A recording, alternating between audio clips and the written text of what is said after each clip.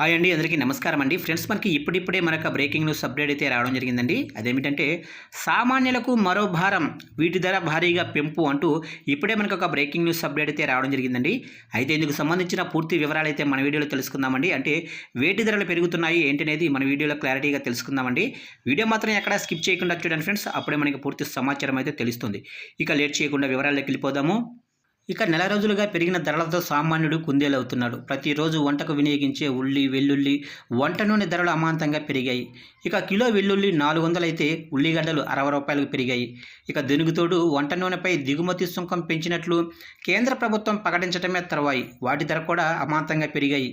ఇక 3 రోజుల క్రితం ఉన్న ధరకు నేడు ధరకు చూసినట్లయితే లీటర్కు వచ్చేసి 20 నుంచి 30 రూపాయల వరకు పెరగడంతో ఇక గృహిణులు ఆగ్రహం వ్యక్తం చేస్తున్నారు. ఇక కొత్త సరుకుపై కాకుండా నిల్వ ఉన్న సరుకును కూడా అధిక ధరలకు విక్రయించడం ఏమిటని ప్రశ్నిస్తున్నారు.